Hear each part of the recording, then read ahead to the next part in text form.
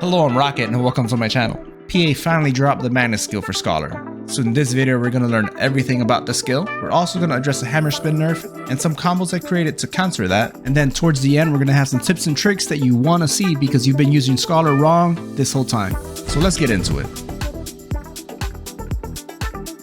Alright, before we get started, if you could drop a like and a sub, it would really mean a lot to me. We're over 2,600 subs right now, so if you like my content, why haven't you subbed up yet? And if your parents didn't love you enough when you were a kid, I promise I will love you forever if you drop a like on this video.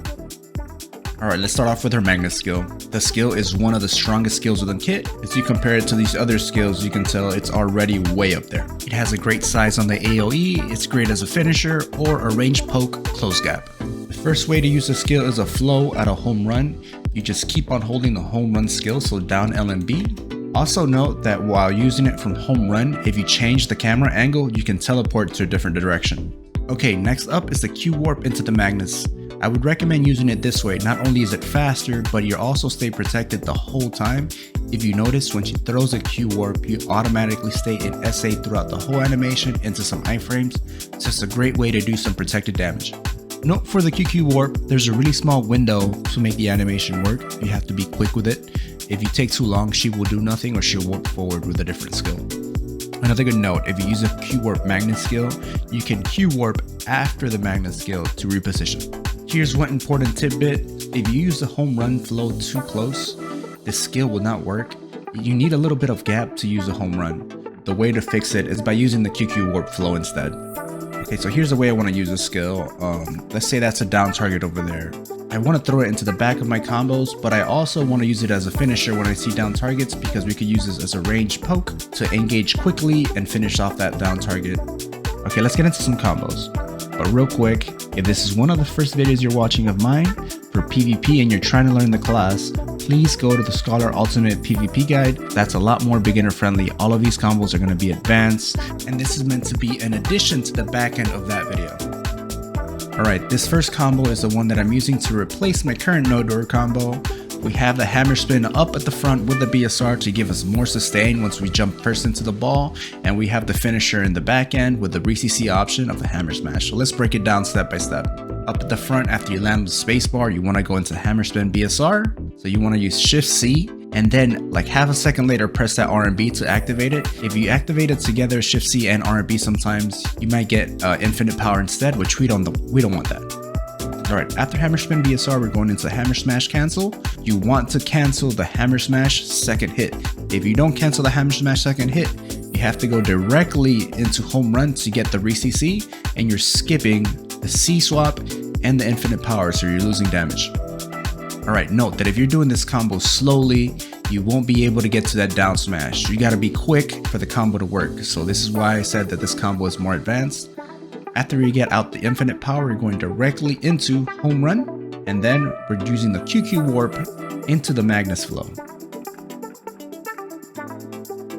Alright, also note that for these combos that I'm teaching you right now, you can always switch over to the infinite power where you're going to be losing damage. You'll be more protected, but you'll be losing damage. So go ahead, switch the core. This is what the combo looks like with just full SA. Alright, this next combo is my sicko combo. This is going to be replacing my bread and butter that I have now. It's just pure damage on top of pure damage. To get this combo to work even better, make sure you have your pre-buffs of E and up E before you get into this combo. This combo has a lot of damage. As you can see up here, these are all the skills you're getting through. I'm thinking of maybe even adding gravity field to it. I probably could get away with that first hit. And then you can also, just like the other combo, replace it with the infinite power core and make it all SA as well.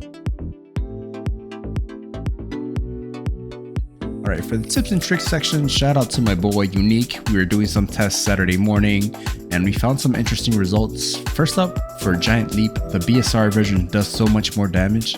Down here, total damage up to 100% based on height of fall. So if we compare the first Shift Q BSR to a regular one, the first one drops him down to 2134. So the next one is a regular Shift Q and it only drops him down to 3431. We did some tests and that ended up saying that it does matter the way you use the BSR, because here I took off the Ascensions and I only did 2813, which is almost 700 damage less. So you would say, so rocket, so we just add more jump height, run all the jump height buffs? So yeah, no, I wouldn't recommend that after doing this test. It actually has a negative effect on one giant leap on the spacebar CC. In the ultimate PvP guide, I said to try to reach that level 2 whenever possible. But although it does give a wider area of CC, you're losing a lot of DPS. So here we're gonna see that I don't do any damage with my spacebar CC. It only drops them to 45, 75. And here I run it again and I take off the ascensions and I see the damage go up. So that is weird. It does almost 1,000 more damage, which is a huge difference. And it was repeatable. Here we go, showing a couple other numbers where the damage is nerfed when you reach the level 2. And then when it's not at level 2, with the smaller CC, you do a lot more damage, almost 1,000 more damage. And here's the test just to prove that it is the level 2 affecting it. I don't know if this is working as intended for PA, but if this is a glitch, please PA fix this. We're getting nerfed heavily for using that level 2 CC. What I would recommend if you're running the fish suit, don't run the wings elixir. You're nerfing yourself heavily. Or if you don't have the fish suit, run the wings elixir.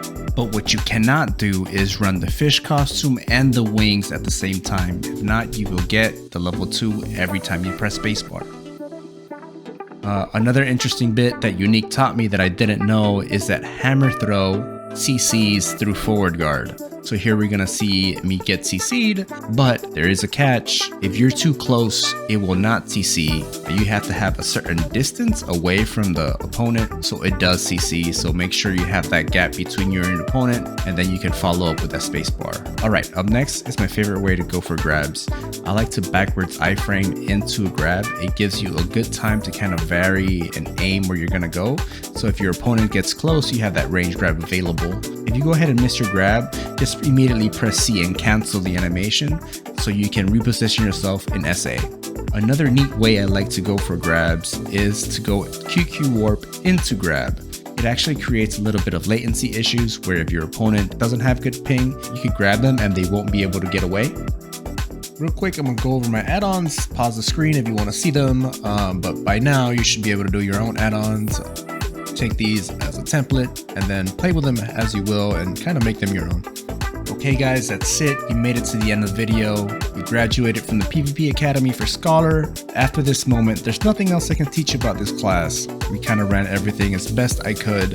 And I wanted to make this video because earlier in the year, I was struggling with the class. And if I was struggling, I know you guys were struggling too. And this just wasn't any guides or anything to go off. So I know this will help out some people out there when they want to pick up the class. I won't be making any more guides for Scholar other than the PvE video I need to update. And that will probably drop next week. And I just want to take a moment to say thank you guys for all the love and support that you give me. I read the comments all the time, and if you have any other feedback or anything that you want to share for the scholars, because I don't claim to know everything, I definitely don't know everything, share in the comments. I'd love to hear. And other than that, man, I want y'all to have a great day, stay blessed, and have a good one. Peace. It's not been 15 seconds. I have been stuck in this animation now while I was testing skills. How long can we go? How long can we go? I stepped away to make some coffee. It's now been 3 minutes. I'm still here. Oh, PA.